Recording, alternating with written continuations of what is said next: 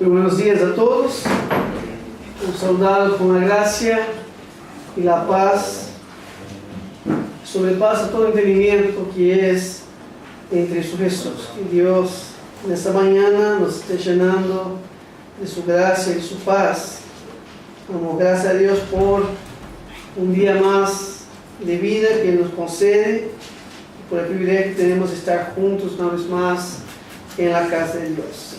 Sandra y los niños mandan saludos, llegaron bien a Goiás, a Nápoles, están con el papá.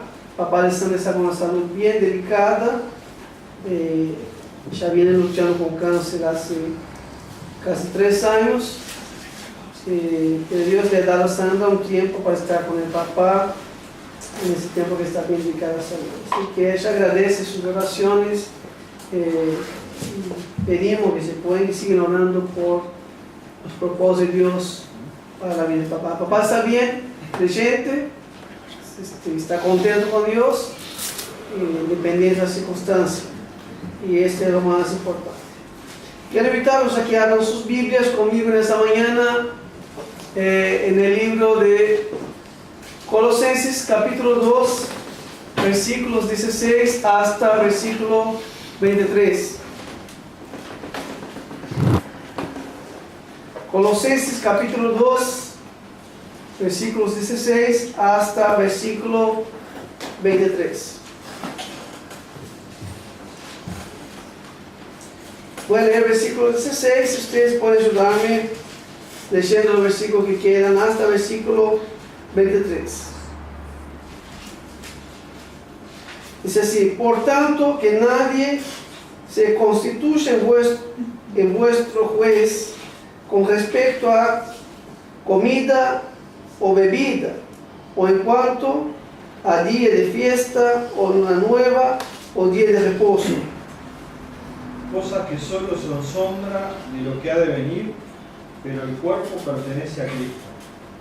No permitan que los condenen esos que se ufanan de humildad, pero rinden culto a los ángeles. Los tales se meten en cosas que no han visto y están envanecidos por su razonamiento humano. Y no haciéndose de la cabeza en virtud de quien todo el cuerpo, nutriéndose y uniéndose por las coyunturas y ligamentos, crece con el crecimiento que da Dios. Pues habéis muerto con Cristo en cuanto a los rudimentos del mundo, porque como si vivieses en el mundo, os sometéis a preceptos. Como tales no uses, no comas, no toques. Sobre los cuales se refieren a cosas destinadas a perecer con el uso, según los preceptos y enseñanzas de los hombres. Tales cosas tienen en la verdad cierta reputación de sabiduría en culto voluntario, en humildad y en duro trato del cuerpo, pero no tienen valor alguno contra los apetitos de la carne. Amén. Vamos a orar, pedir a que Dios nos prepare para escuchar su palabra y que su Espíritu Santo hable en nuestros corazones. Damos gracias a Dios por las verdades que hemos cantado en esta mañana. Realmente que en esta mañana podemos contemplar a Dios. Que tu Señor nos guíe, a que al mirar tu palabra, Dios, tu Espíritu Santo nos ayude a mirar a Cristo en toda su grandeza, en toda su supremacía y en toda su obra. Que realmente, Señor, tú te puedas mostrar, Señor, a todo hombre para que confiese que Cristo Jesús es el Señor, y que tú nos dé, Dios, esta certeza de que tú eres el pastor que nos cuida y que nos guía en toda la jornada de la vida. Señor, bendícenos en este tiempo, Señor, y háblanos en nuestros corazones, en el nombre de Jesús. Amén. Nosotros venimos hablando en la serie del libro de Colosenses sobre la centralidad y sobre la supremacía de Cristo. La epístola del apóstol Pablo a los Colosenses tiene ese propósito de mostrarnos que Cristo tiene que ocupar el centro de nuestras vidas. Que todas las cosas que pensamos, deseamos, hacemos, debe estar centrada en Cristo. ¿Por qué? Porque Cristo es nuestro Señor. Él es el Dios que nos llamó, nos rescató por medio de su obra. Por lo tanto, Cristo, a través de su obra, Él ocupa el lugar de supremacía sobre todas las cosas. Él está sobre todas las cosas porque Él es el creador de todas las cosas. Y hemos venido hablando en el capítulo 1 sobre la persona de Cristo. Toda la epístola de a los colosenses busca mostrarnos la persona de Cristo. Es una epístola cristocéntrica, donde busca ayudarnos a mostrar de que el propósito eterno de Dios era convergir todas las cosas en Cristo. Por eso Pablo viene mostrando a sus oyentes de que la confianza de ellos tiene que estar únicamente en Cristo, nada más que en Cristo. Somos tentados a confiar en tantas otras cosas, no confiar solamente en Cristo. Pero cuando Cristo nos llama, cuando Cristo nos salva, Él nos pone una vida de libertad. En Cristo somos libres y tenemos que entender que esa libertad está porque está en Cristo, porque estamos en Cristo, porque estamos unidos a Cristo. El apóstol Pablo viene mostrando a través de esa epístola realmente de que su preocupación con aquellos hermanos era que ellos crecieran en el conocimiento de Cristo. Aquellos hermanos tenían que madurar, de que tenían que crecer en Cristo, tenían que progresar en el entendimiento de Cristo y de su obra.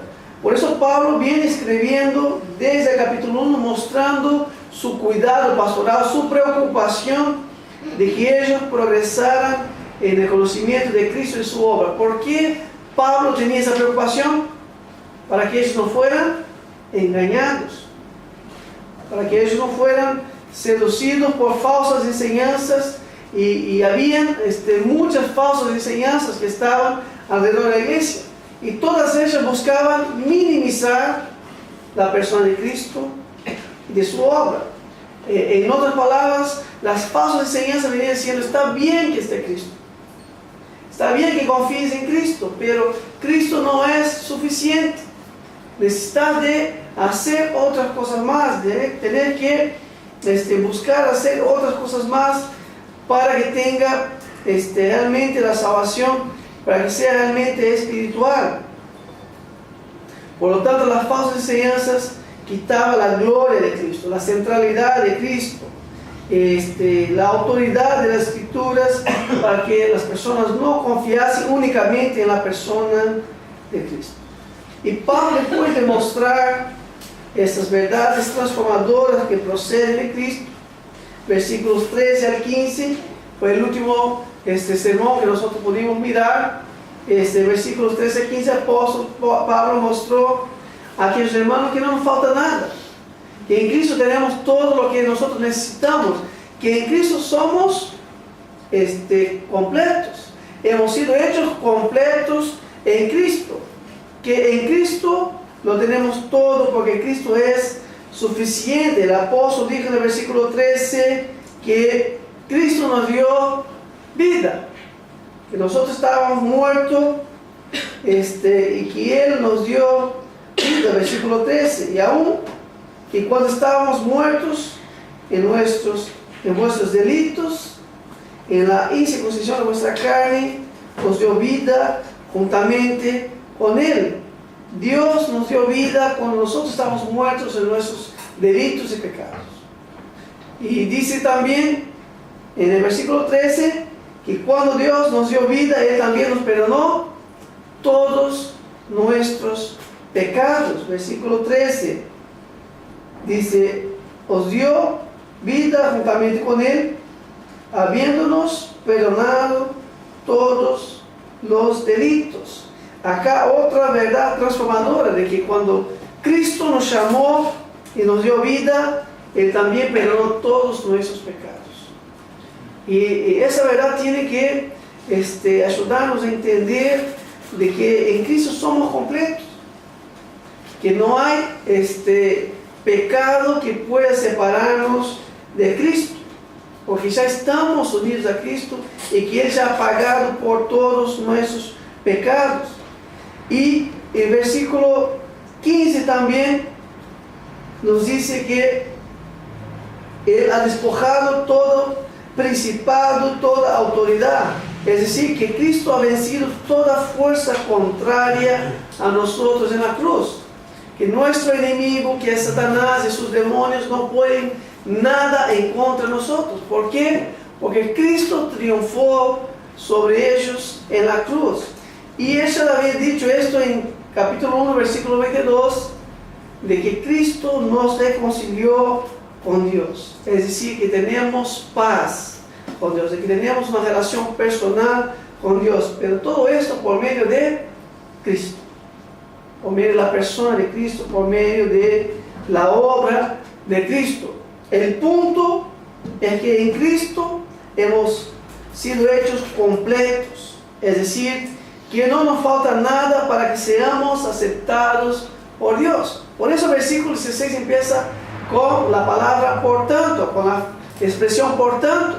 La expresión por tanto puede ser también usada de otra manera. En razón de esto, en razón de que Cristo nos ha transformado, por tanto que Cristo nos ha dado todos esos beneficios, nosotros somos completos. Ya hemos sido aceptados por Dios. Ser aceptado por Dios no se trata de aquello que hacemos, sino que se trata de aquello que Cristo hizo en nuestro lugar. Dios no nos acepta por lo que hacemos, sino que Dios nos acepta por lo que Cristo hizo. Por eso en Cristo estamos completos, somos completos. La obra sustitutoria de Cristo en nuestro lugar es suficiente, es eficaz, es completa y es perfecta. Pablo viene exhortando a aquellos hermanos de que confíen plenamente, únicamente en Cristo. ¿Por qué? Porque su obra es suficiente, es eficaz, es completa y es perfecta. O sea, no falta nada. Nosotros no podemos agregar nada a la obra de Cristo, no podemos quitar nada a la obra de Cristo para que nosotros seamos aceptados por Dios. Uno de los grandes problemas de la vida cristiana, y todos nosotros luchamos en distintos grados, que pensamos que nuestra aceptación se da como resultado de lo que hacemos o de lo que no hacemos. Nuestra libertad cristiana es constantemente amenazada, porque nosotros pensamos de que si nosotros no hacemos ciertas cosas, o si hacemos ciertas cosas, no somos aceptados por Dios. Pero Pablo viene trabajando que nuestra aceptación no es por lo que hacemos o por lo que dejamos de hacer. Nuestra aceptación es por lo que Cristo hizo en nuestro lugar. Y eso nos cuesta entender a la medida que nosotros vamos caminando en la jornada de la vida cristiana. Y vivimos la tensión entre las obras, la ley ahí en hacer las cosas, o en el libertinaje. No somos libres en Cristo, entonces no importa. Vivimos bajo la gracia, entonces no importa cómo vivimos. Vivimos en esta tensión entre lo que hacemos y lo que no hacemos. Y hay algunas cosas importantes para entender en esta mañana, para que nosotros no hagamos mal uso de la palabra de Dios.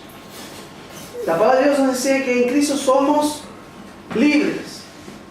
Pablo dice en la epístola a los Gálatas, que miramos no hace mucho tiempo, que dice Pablo: estad pues firmes en la libertad que Cristo nos hizo libres, y no estéis otra vez sujetos al yugo de esclavitud.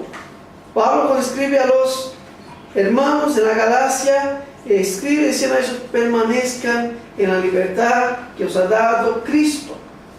No vuelvan a la vida pasada, donde ustedes pensaban que el hacer o el no hacer era lo que les daba aceptación delante de Dios.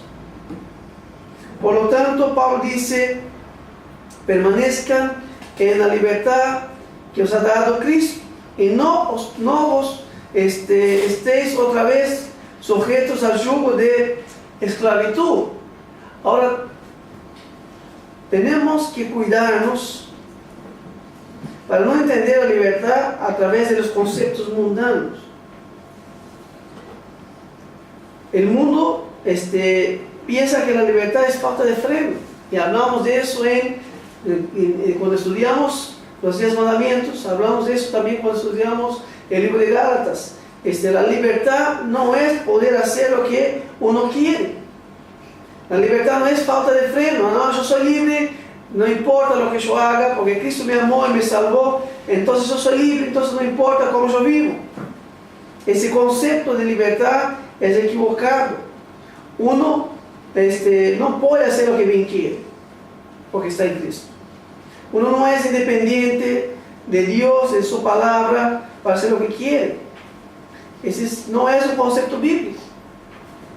Somos libres, tenemos una libertad en Cristo, pero la libertad cristiana es la verdad que muestra que estamos muertos, esclavizados por el pecado, incapaces de salir de ahí y agradarle a Dios.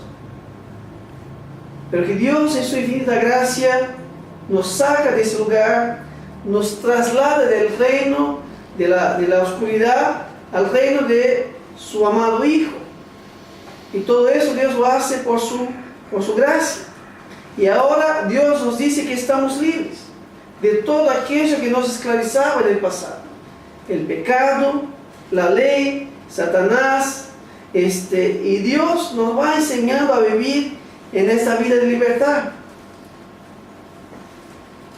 Y encontramos que algunas personas malinterpretan la gracia de Dios, la libertad que tenemos en Cristo. Algunos van a decir, como encontramos en Romanos capítulo 6, decía a Pablo, versículos 1 y 2: ¿qué diremos entonces?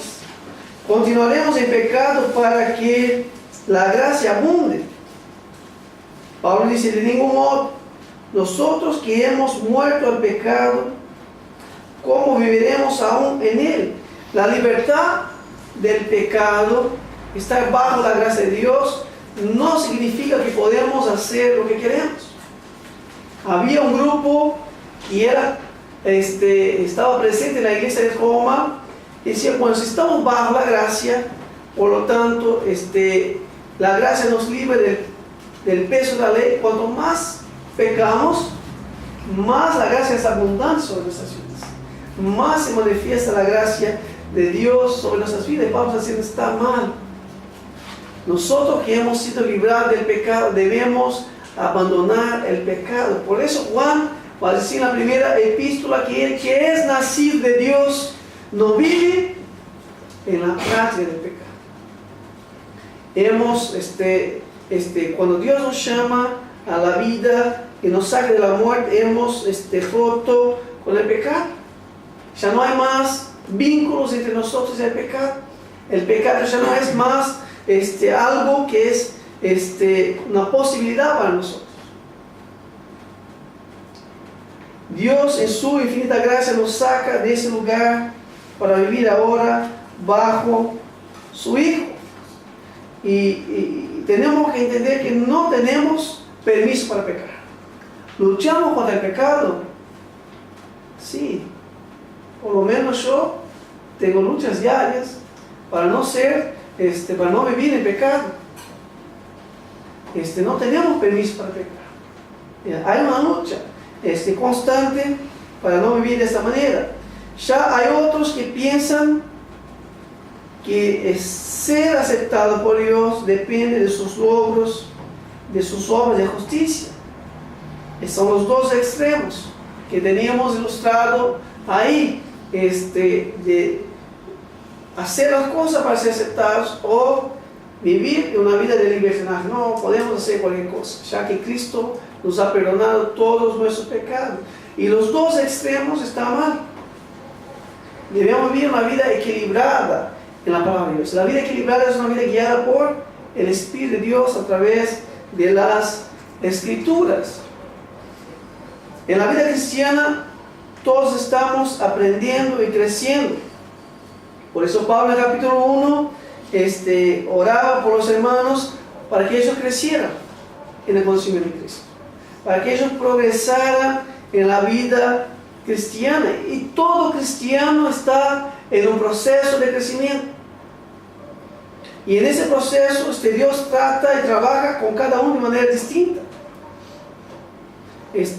Unos van más rápidos, otros van más lentos, pero todos estamos progresando. Pero ya somos hijos de Dios, y por eso Dios está tratando con nosotros en ese proceso. No es para que seamos hijos de Dios que tenemos que hacer las cosas o dejar de hacer las cosas. Ya somos hijos de Dios, y nada podrá cambiar lo que somos. Y es una línea muy fina y hay que cuidar con eso. Porque si nosotros no tenemos entendimiento correcto de las Escrituras, podemos caer en los extremos. Intentar hacer las cosas para ser aceptados por Dios, o no importar con el pecado, no importar con la vida desreglada, con la vida que no es según lo que Dios quiere para sus hijos. Por lo general, las sectas y herejías tienen costumbre de establecer listas de lo que se puede y de lo que no se puede hacer. Por lo general, las sectas tienen una lista, un código de ética, un código de conducta que sus miembros tienen que someterse. Eso se puede, eso se puede, eso se puede. Eso no se puede, eso no se puede. Por ejemplo, los mormones no pueden tomar café. Los mormones tienen que usar ropas interiores que son establecidas por la secta. Calzoncillos, todo es hecho por la secta. Si no es según la secta, no vas al cielo. Los adventistas no permiten comer carne de cerdo. No permite tener que guardar el sábado, desde el viernes de noche hasta el sábado de noche. O sea, las sectas están llenas de listas de lo que hay que hacer, de lo que no hay que hacer para ser aceptado por Dios. Y al hombre le gusta ese tipo de sistema. El hombre le gusta tener una lista de lo que se puede y de lo que no se puede. Porque ese tipo de sistema genera oportunidad de jactarse en su corazón. Yo lo hago, yo lo cumplo. Genera oportunidad para jactarse en su corazón y genera una seguridad temporal. Mientras vamos cumpliendo las reglas, nos sentimos bien, tenemos cierta seguridad. Las falsas enseñanzas que estaban presentes en aquellos días en la iglesia de Colosas siguen en los días de hoy presentes en la iglesia. Son muchas las reglas que se ponen en la iglesia para que las personas se cumplan, para que sean aceptadas por Dios, para que se sientan aceptadas por Dios. Y Jesús es el único medio, la única persona a través de la cual nosotros podemos ser aceptados por Dios. Él lo dijo, que nadie viene al Padre si no es por mí. Por lo tanto, el texto Pablo viene enfatizando que solamente por medio de Cristo y por medio de su obra nosotros somos aceptados por Dios. Y por eso Pablo quiere combatir 3 falsas enseñanzas que estaban presentes en la iglesia, cuyo propósito era esclavizar a los creyentes y no darles a ellos crecimiento y seguridad. Por eso el apóstol exhorta a los hermanos a no someterse a tales enseñanzas, y de que ellos deberían permanecer arraigados y solidificados en Cristo. La primera falsa enseñanza que Pablo quiere combatir, que estaba presente en la iglesia, era que nuestra aceptación no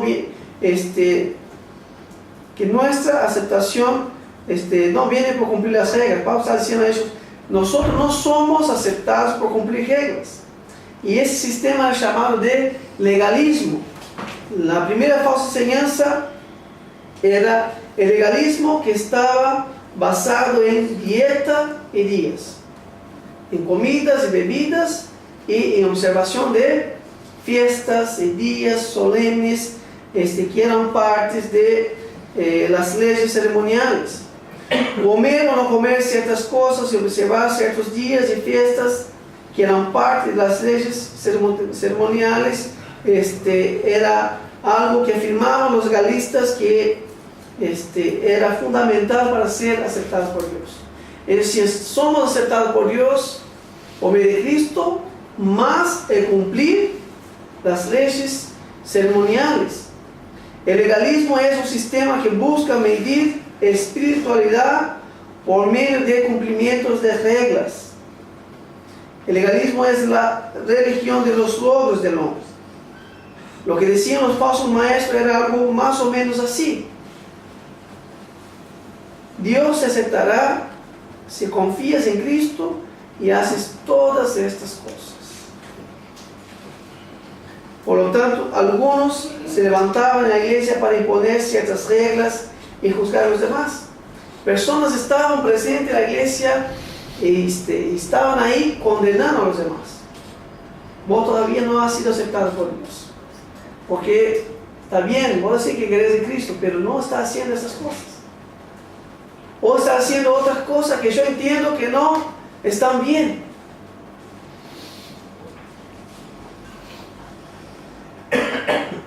Personas que se levantaban para juzgar, y Pablo dice: por tanto, que nadie se constituya en vuestro juez con respecto a comida y bebida, en cuanto a día de fiesta, una nueva, o día de reposo. En otras palabras, Pablo está diciendo que las voces de los hombres no pueden ser más altas que la voz de Dios.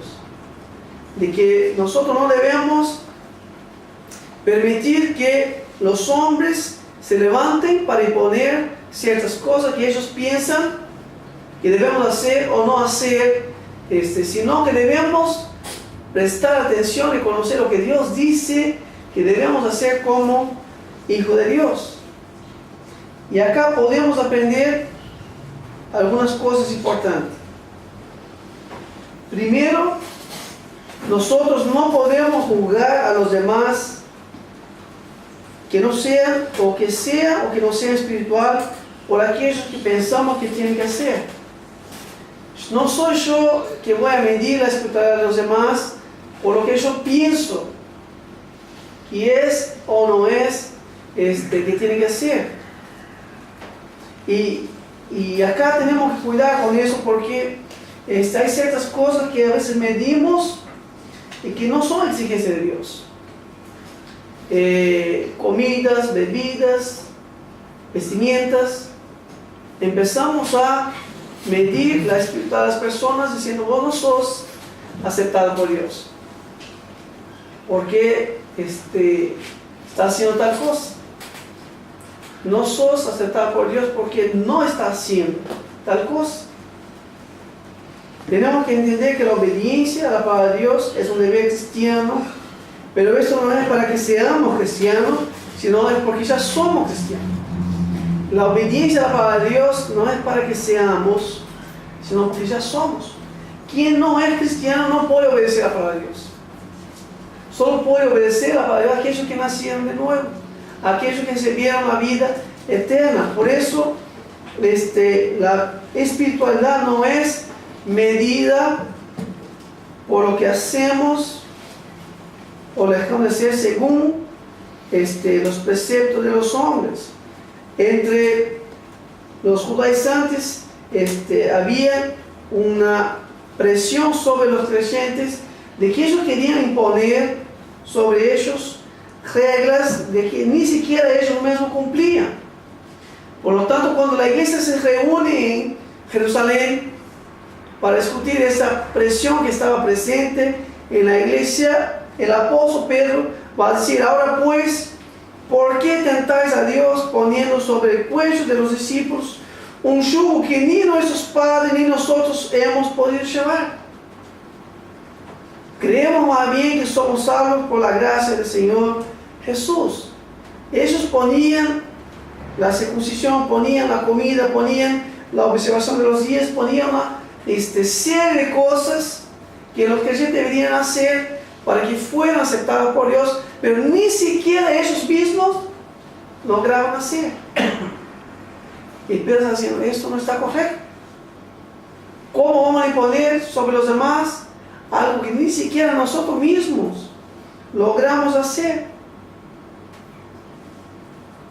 La palabra de Dios nos enseña de que nosotros no somos aceptados por Dios, que no somos salvos por lo que hacemos. Dice Tito capítulo 3, versículos 5 a 7, Dios, Él nos salvó no por obra de justicia que nosotros hubiéramos hecho, sino conforme a su misericordia, por medio del lavamiento, de la degeneración y la renovación por el Espíritu Santo, que derramó sobre nosotros abundantemente por medio de Jesucristo, nuestro Salvador, para que justificados por su gracia fuésemos hechos herederos según la promesa de la vida eterna. Somos salvos, somos aceptados por Dios, no por las obras que hacemos, sino que somos salvos y aceptados por la obra que Cristo hizo en nuestro lugar. Por lo tanto, no es por lo que hacemos. Ahora, nosotros podemos pensar: entonces no tengo que hacer nada, no importa cómo yo vivo. Es un entendimiento equivocado. Cuando alguien nos llama la atención, nos exhorta sobre algo que debemos mejorar, nosotros debemos primero escuchar. Cuando Pablo dice que nadie se haga juez, Pablo no está diciendo que no podemos exhortarnos mutuamente. La Biblia dice eso. La Biblia dice: si alguno es sorprendido de alguna falta, vosotros que sois espirituales, corregidos con mansedumbre. Hay un espacio para corregir uno de los otros. Lo que está mal es imponer cierta carga que yo pienso que es correcto sobre los demás, cuando Dios no está imponiendo esta carga para que sean aceptados por Dios. Cuando alguien nos llama la atención, nos exhorta, debemos agradecer por la preocupación, debemos escuchar, decir: gracias, hermano, por lo que me está diciendo, voy a considerarlo delante de Dios. Hay personas que no les gusta que les llamen la atención o que les hablen. Debemos aprender a escuchar, decir: gracias, lo voy a considerar. Cuando somos exhortados, cuando nos llaman la atención, debemos orar sobre el asunto, debemos buscar en las Escrituras orientación sobre el tema. Y si Dios dice que como hijos de Dios debemos caminar de esa manera, debemos reconocer nuestra falta y pedir a Dios que nos ayude. Pero si es otras cosas que son preceptos de hombres, no debemos sentirnos menos aceptados por Dios, porque Dios no nos acepta por lo que hacemos o por lo que dejamos de hacer. Hay muchos temas que se convierten en reglas en las iglesias para medir espiritualidad. Por ejemplo, el tamaño del pelo de las mujeres. Yo me acuerdo en África, conocí a un misionero de una iglesia donde las mujeres no podían cortarse el pelo.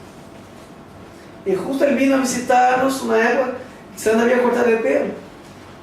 Dijo: hermano, cuando eso sigue cielo, el ángel tiene una regla que va a medir. Y si está, no está de cumplimiento, y tiene que ser, no va a entrar.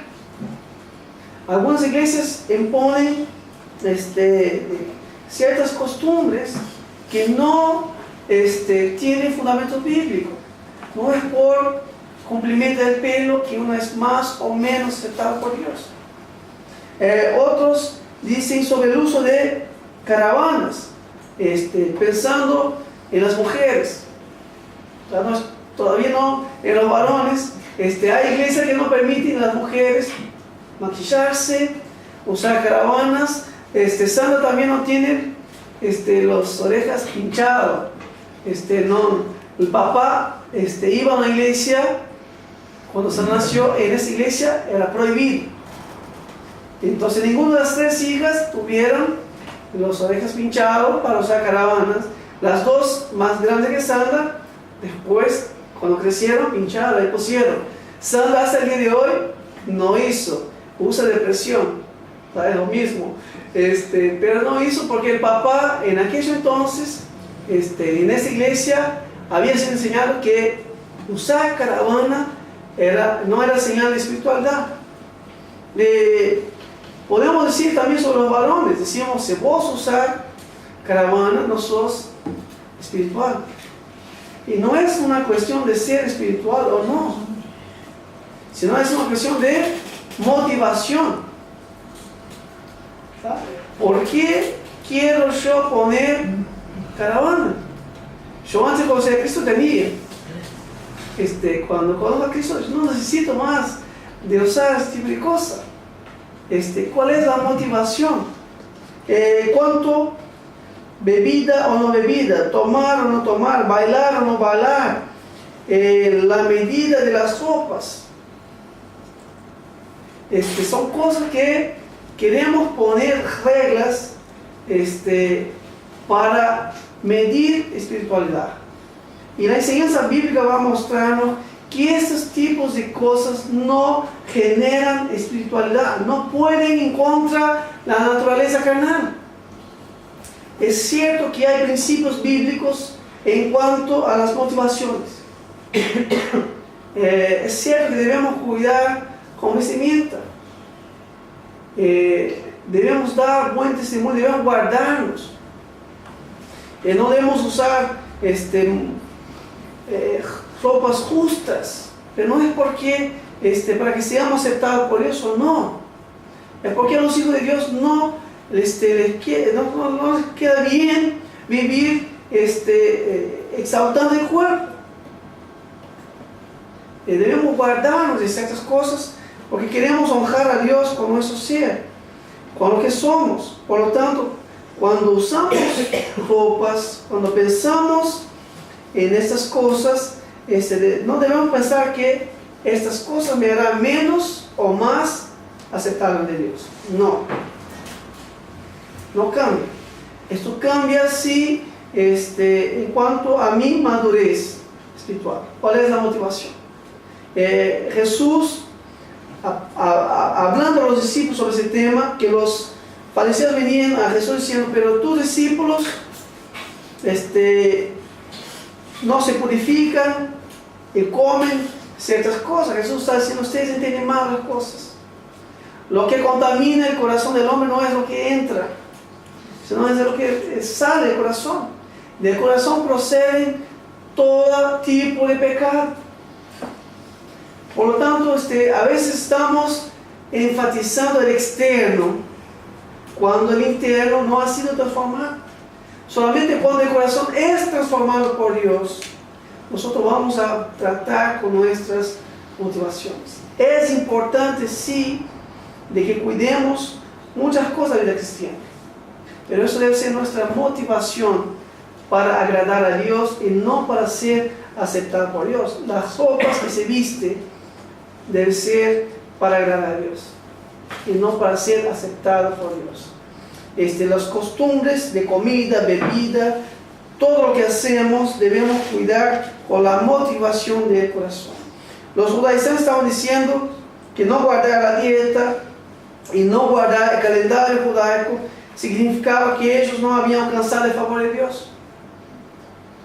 Por lo tanto, era una énfasis en las obras de los hombres. La verdadera espiritualidad no viene por cumplir una lista de reglas, pero tampoco la espiritualidad viene por ignorar los preceptos de Dios. ¿Logran mirar la atención que hay?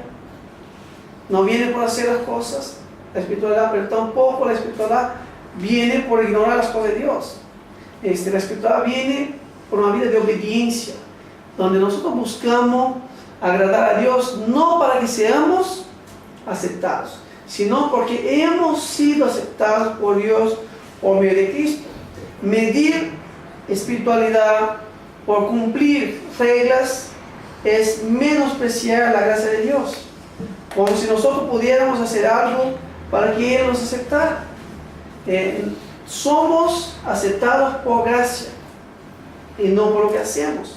Ahora, descuidar una vida consagrada a Dios, buscando agradarle en todo, como decía capítulo 1, versículo 10, es no demostrar gratitud a Dios por su gracia inmerecida.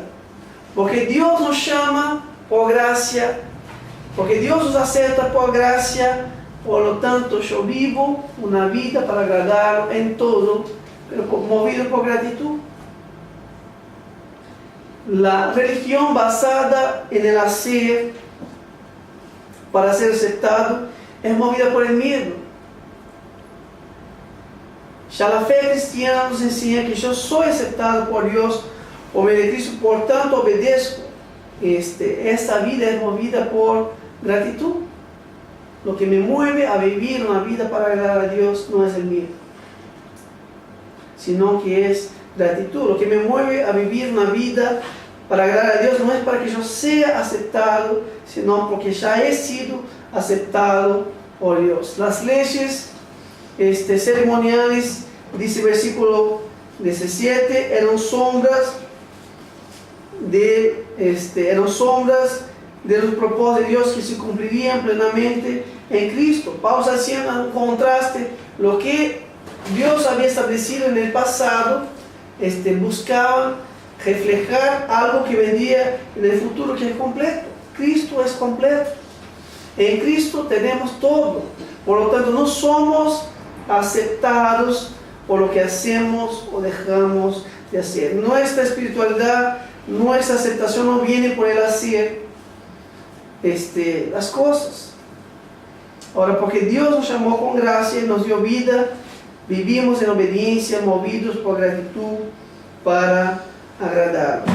La segunda falsa enseñanza que estaba presente, que Pablo va a combatir, es que nuestra aceptación no viene por medio de las experiencias o por medio del misticismo. Versículo 18 y 19 dice: por tanto, nadie os defraude de vuestro premio, demostrando en la humildad, en la humillación de sí mismo, en la adoración de los ángeles, basándose en las visiones que ha visto, hinchando sin causa por su mente carnal, pero no haciéndose a la cabeza, de la cual tanto el cuerpo,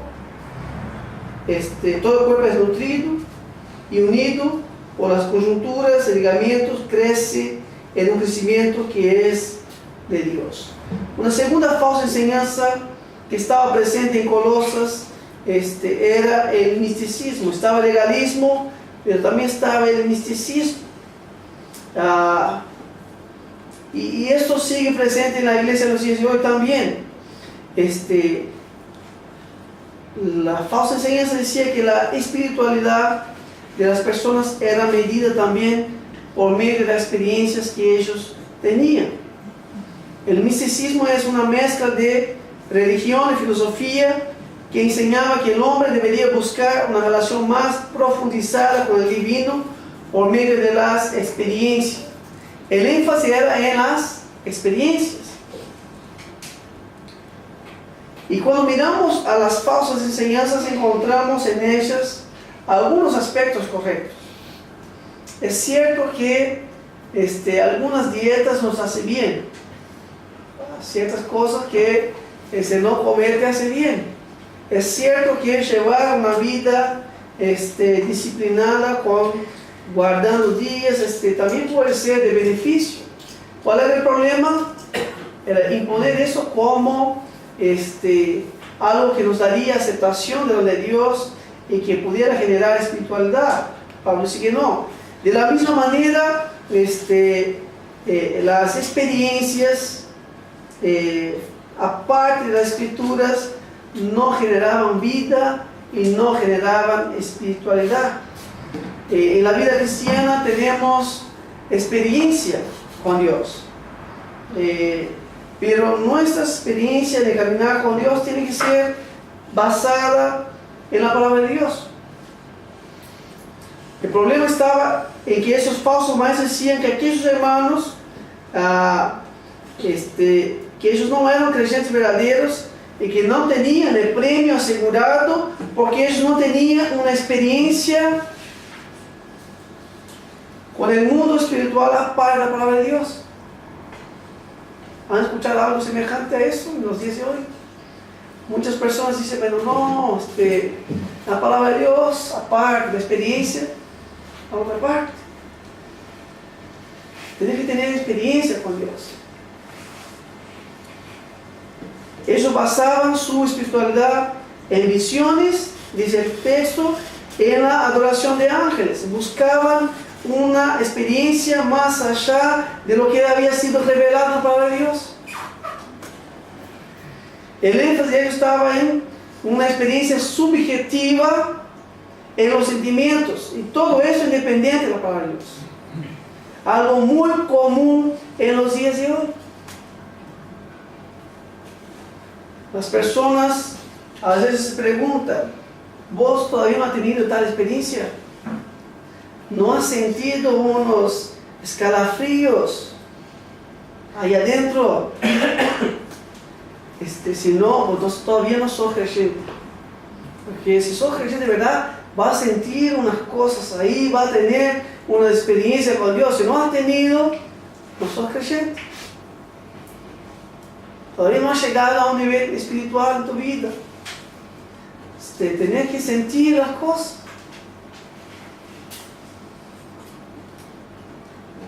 Hay que necesitar tener una segunda experiencia con Dios. La verdadera espiritualidad no viene por experiencias aparte de la palabra de Dios. La verdadera espiritualidad no menosprecia y no condena a los demás por no tener las mismas experiencias. Hermano, tenemos experiencia con Dios. Es cierto. Cada uno en su caminar de la vida cristiana va a tener experiencia con Dios. Y son distintas. Pero yo no puedo medir a mi hermano que no sea espiritual porque no ha tenido la misma experiencia que yo he tenido, hermanos. Porque Dios, en el trato que tiene con cada uno, nos va llevando a progresar de manera distinta. Ahora, toda experiencia espiritual tiene que ser pautada en la palabra de Dios. Tiene que estar fundamentada en la palabra de Dios. Si no tiene fundamento en la palabra de Dios, ojo que esa experiencia espiritual no es cristiana. Las sectas, todos tienen experiencias espirituales y ellas no son basadas en la palabra de Dios. Los espiritistas, los mormones, los musulmanes, todos tienen experiencias espirituales y ninguno de ellos tiene experiencias espirituales basadas en la palabra de Dios. El cristiano tiene experiencias espiritual basada en la palabra de Dios.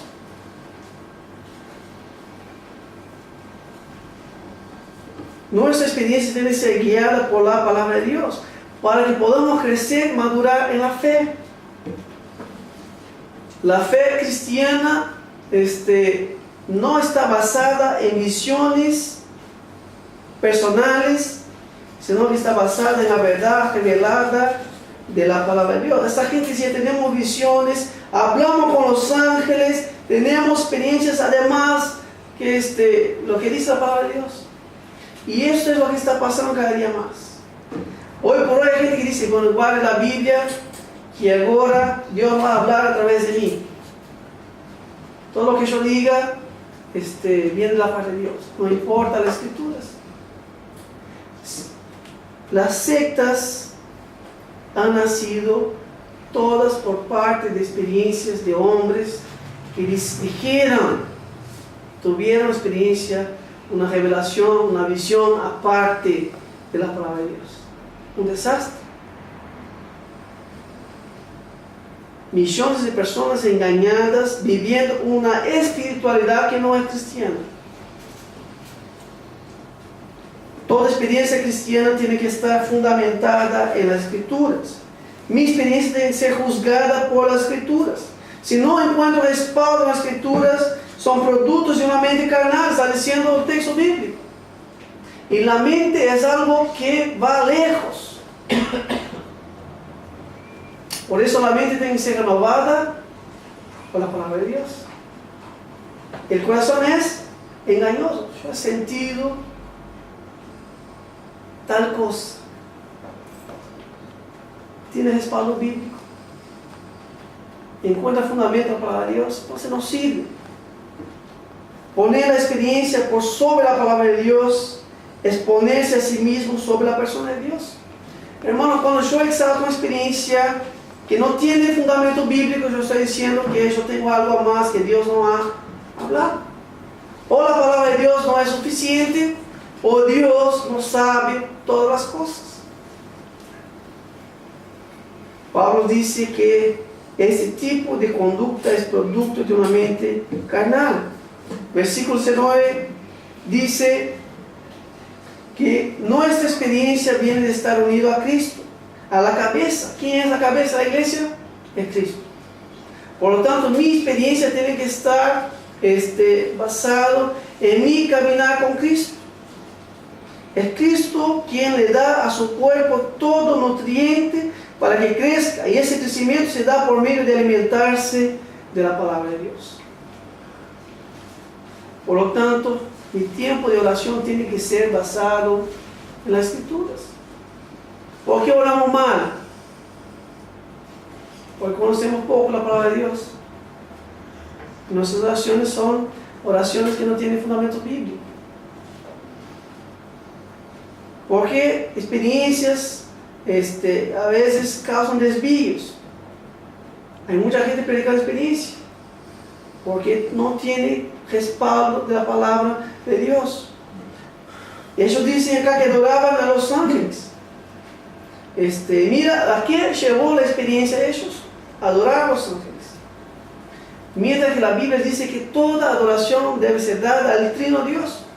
Adorar cualquier otra cosa que no sea Dios es idolatría.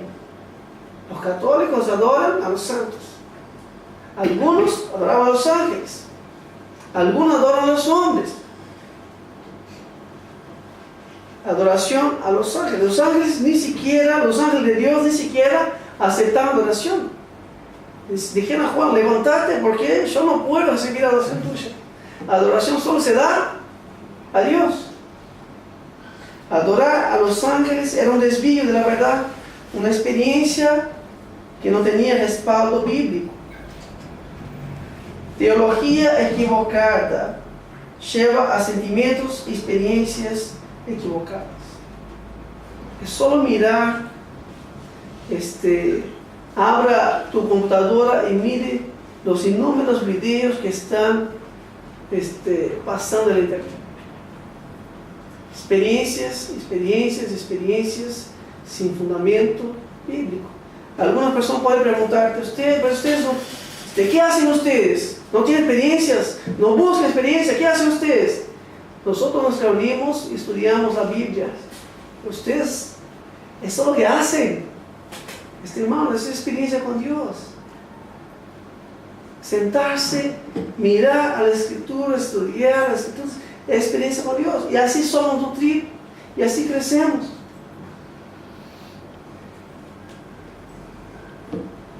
Todo tipo de adoración que no esté fundamentado en la Escritura no sirve. No es aceptable y ni agrada a Dios. Pues es Dios mismo quien establece los principios de adoración. No es lo que yo siento, no es lo que yo pienso, es lo que Dios ha revelado en su palabra. Religión basada en la experiencia no produce vida ni espiritualidad. La vida viene por medio de la palabra de Dios enseñada y aplicada por el Espíritu de Dios.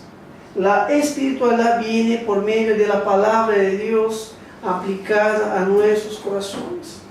La vida y la espiritualidad viene por esta palabra que es proclamada, que es centrada únicamente en Cristo y en su obra. Una tercera falsa enseñanza que estaba presente en la iglesia de Colosas, estaba el legalismo, estaba el misticismo y estaba también lo que llamamos de ascetismo. Pablo viene a combatir esa enseñanza diciendo que nuestra aceptación no viene por medio de sacrificios personales. Además del legalismo y misticismo, entonces esta tercera enseñanza estaba presente en la iglesia. Y el ascetismo es la creencia de que podemos crecer espiritualmente o en santidad a través de abstenerse de ciertas comidas y de flagelar el cuerpo mortificándonos físicamente. Versículo 23 dice: tales cosas tienen a la verdad la apariencia de sabiduría en una religión humana, en la humillación de sí mismo, en el trato severo del cuerpo, pero carecen de valor alguno contra los apetitos de la carne. Esa falsa enseñanza procedía de la filosofía griega. Ustedes saben que Colosas era parte del imperio griego, el romano, pero había sido influenciado por la filosofía griega. Por lo tanto, el ascetismo procedía de la filosofía griega, que decía que la materia es malo y que el cuerpo es materia. Por lo tanto, el cuerpo tiene que ser castigado y privado de los placeres. Y esto durante la Edad Media se creció muchísimo, naciendo lo que son llamados de los monasterios. ¿Qué eran los monasterios? Era un intento de poder aislarse de las cosas para sacrificarse a sí mismo, castigar el cuerpo para poder ser aceptado por Dios y ser espiritual. Y en ese trato duro con el cuerpo, la gente pensaba que había que cambiar su manera de vestirse, había que cambiar su manera de alimentarse, había que cambiar el concepto en cuanto al placer sexual, había que cambiarse el concepto en cuanto a tener posesiones. Por eso encontramos grupos que se aislaban, no casándose, porque el sexo entonces era algo mal, por lo tanto no se casaban. Vestiéndose con ropas humildes, ropas de animales, porque usar ropas bonitas era algo malo, tener posesiones no era algo bueno, y comer cosas ricas tampoco era bueno, dieta pobre. Por lo tanto, pensaban que este tipo de comportamiento pudiera ayudarles a ser más espiritual y a ser aceptados por Dios. Pero el texto nos dice que este tipo de comportamiento no tiene valor alguno para vencer los apetitos de la carne. Intentar agradar a Dios por aislarse del mundo, de las cosas del mundo, buscando sufrimiento físico, no nos hará aceptar de Dios ni más espirituales. El problema no está afuera, el problema está adentro. El problema está en el corazón. Una persona aislada en un monasterio peca igual que una persona fuera del monasterio. Porque el problema no está en el ambiente, el problema está en el corazón. Hemos nacido con inclinación pecaminosa y solamente Dios puede librarnos del poder de esa inclinación. Ese tipo de concepto mundano son doctrinas de hombre, no puede ayudar en contra de los apetitos de la carne. El problema no está con el cuerpo. El cuerpo no es como pensaban los griegos. El cuerpo no es malo. Dios no salva solamente el alma. Muchas veces nosotros pensamos en el alma. ¿Cuántas almas se salvaron? Dios no salva solo el alma, Dios salva el hombre por entero. Dios salva también el cuerpo del hombre. Dios ama no solamente el alma, pero ama también el cuerpo del hombre. ¿Y cómo sabemos de esto? Dios nos cuida, nos preserva, Dios nos alimenta. Y la Biblia dice que Dios glorificará ese cuerpo que tenemos. Cuando llegue el momento, ese cuerpo será glorificado, restaurado. El problema no está con el cuerpo, el problema está con la inclinación natural. Por eso Pablo dice que ese tipo de conducta genera una apariencia de espiritualidad, pero que en realidad no tiene nada de espiritual. La fe cristiana no es una fe de apariencia. La fe cristiana no está basada en las doctrinas de los hombres. No es lo que dicen los hombres, sino es lo que dice Dios. Hay que examinar y conocer la Escritura para poder vencer los apetitos de la carne. La espiritualidad viene a través del poder del Espíritu de Dios, vencer las inclinaciones de la carne. La santidad no viene por dejar de hacer un montón de cosas que dicen los hombres. No, yo soy bueno porque yo no tomo, no bailo, no juego. Está un montón de gente que no hace esas cosas y que no han sido aceptadas por Dios. Porque la aceptación no viene por lo que hacemos, sino que viene por la gracia de Dios que es manifestada en Cristo Jesús. La santidad viene por la palabra de Dios aplicada a nuestros corazones por el Espíritu Santo. Terminando, la fe en Cristo, la fe en su obra, la fe en su palabra nos hace completos. ¿Cómo hemos sido completos? En Cristo, a través de Cristo y de su obra. Por eso es necesario conocer a Cristo, es necesario confiar en Cristo completamente y es necesario someterse a Cristo. Debemos conocer a Cristo para saber que Él hizo lo que hizo para que nosotros fuéramos aceptados por Dios. Debemos confiar en que su obra es perfecta y completa. Y debemos someternos a Él, porque Él me ha aceptado en gratitud y con gozo y alegría viviré en obediencia a su palabra. Algunas lecciones para terminar. Que la voz de los hombres no sea más alta que la voz de Dios. Escuche y juzgue lo que nos dicen a través de la palabra de Dios. Hermanos, si alguien te exhorta, te llama la atención, no te enojes. Agradezca. Aunque no te guste en el momento, a nosotros no nos gusta que nos llamen la atención, que nos digan las cosas. Pero se te exhortan, se te llama la atención, agradezca, escuche.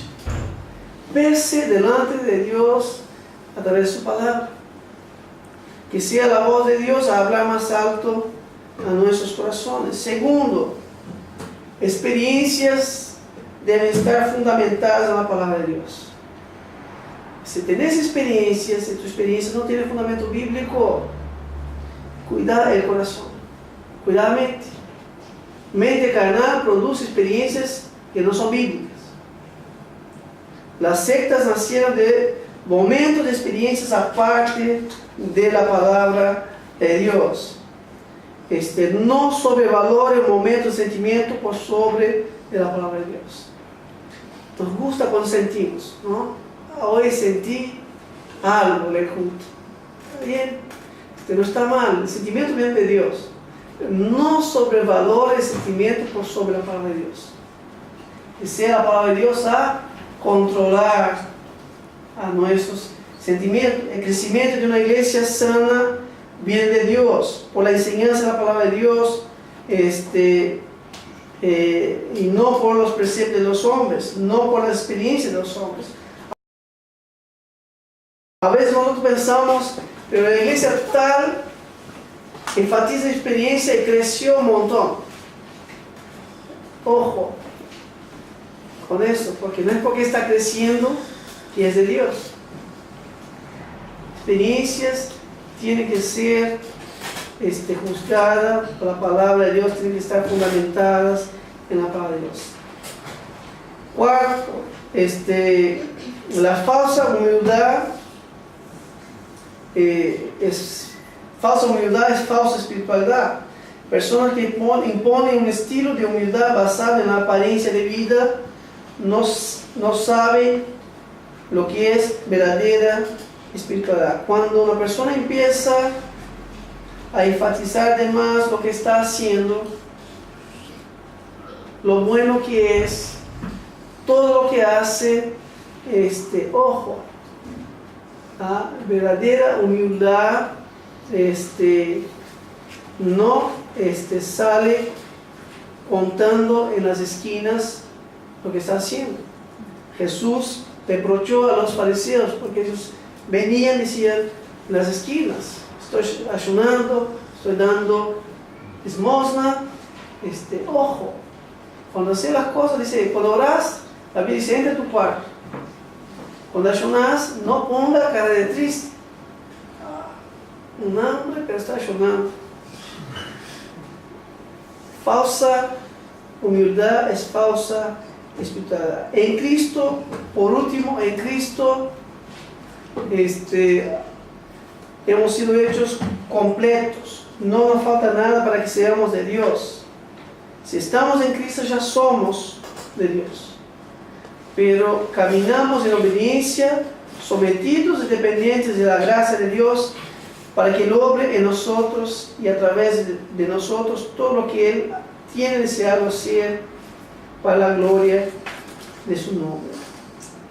Que podamos entender que si estamos en Cristo, hemos sido completos. No nos falta nada. No es un esfuerzo para ser aceptado por Dios. Hacer y hacer, o no hacer, no hacer. No son las reglas. Por eso no hay que enseñar o imponer reglas. Hay que enseñar la palabra de Dios. Y que sea la palabra de Dios a traernos esta convicción de que si estamos en Cristo, que si hemos creído en Cristo, ya somos de Dios. Ya hemos sido aceptados por Dios. Por lo tanto, viviremos una vida de obediencia, sometido a Él, porque ya hemos sido aceptados. Si todavía no has entendido el Evangelio, si no has conocido a Cristo, tienes que entender que las obras no te ayudarán para nada. Hay personas que piensan que tienen que hacer un montón de cosas, pero hacer las cosas no te hace aceptarlas de Dios. Lo que nos hace aceptarlas de Dios es confiar plenamente y únicamente en la obra y en la persona de Cristo. Pida a Dios que te ayude a creer en Cristo y únicamente en Cristo. Vamos a orar.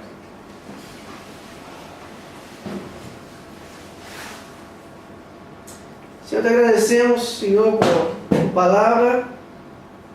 Te pedimos a Dios que tu Espíritu Santo nos ayude a entender algunas verdades importantes. Hay una tensión que a veces algunas personas malinterpretan pensando que porque están en Cristo pueden hacer lo que quieren. O a veces pensamos que para que seamos más aceptados por Dios tenemos que hacer ciertas cosas. Pero tu palabra nos enseña que somos aceptados por ti, Dios, por medio de la obra de Cristo. No es por lo que hacemos y no es por lo que dejamos de hacer. Estas cosas no dejarán, no nos harán menos o más aceptados por ti. Lo que era necesario para que fuéramos aceptados por ti, Cristo lo hizo en nuestro lugar. Ayúdanos, Dios, a descansar en esa verdad, a no vivir en los altos y bajos de las cosas que hacemos o dejamos de hacer. Ayúdanos, Dios, a luchar contra el pecado. El pecado no es parte de la vida cristiana. El pecado no es un permiso que tenemos nosotros para practicarlo. Tú nos salvaste y nos libraste, Dios, del dominio del pecado para vivir una vida que agrada a ti, Señor. Sabemos que tenemos lucha, Señor. Ayúdanos a depender de ti, Señor, y a descansar en Cristo. Cuando pecamos, danos, Señor, el arrepentimiento para reconocer nuestros pecados, pedir perdón a Dios y levantar por la gracia y seguir caminando por la gracia. Cuando caminamos bien, ayúdanos, Dios, a tener la humildad de reconocer que es por gracia. Somos sostenidos por gracia. Ayúdanos, Dios, a cuidarnos con los sentimientos. Que nuestras experiencias, Dios, sean experiencias fundamentadas, respaldadas por las Escrituras. Es cierto que el creyente tiene experiencia con Dios. Hay una relación entre el Padre y sus hijos, pero es el Padre quien nos enseña cómo es esa relación. Que no, oh Dios, vengamos a crear ni imponer ciertas cosas que no son bíblicas sobre los demás. Que podamos crecer en nuestro caminar contigo, Dios, pero basado, fundamentado en tu santa palabra. Dios, ayúdanos a entender, Dios, de que tú nos llamaste, Dios, no solamente porque tú amas el alma, pero tú amas también el cuerpo del hombre. Tú rescatas no solamente el alma, pero también rescata el físico. Transforma no solamente, Dios, el interno, pero transforma también el externo. La palabra dice que tú vas a glorificar este cuerpo de muerte, dándonos un cuerpo de gloria. Gracias, Señor, por esta verdad. Que ayuda, Dios, a entender que no es aislándonos de las cosas del mundo que vamos a ser más espirituales, sino que es sometiéndonos a tu palabra, es sometiéndonos a la obra de tu Espíritu Santo para que Él aplique la palabra que transforma el corazón y que vamos a crecer en espiritualidad. Dios, ayúdanos, oh Dios, a no vivir bajo los preceptos de los hombres, sino que tu Espíritu, Dios, nos guíe cada día a vivir por medio de la verdad. Es lo que te pedimos, agradecidos en nombre de Jesús. Amén. Que la gracia de Dios Señor, el Salvador Jesucristo, que el amor de Dios el Padre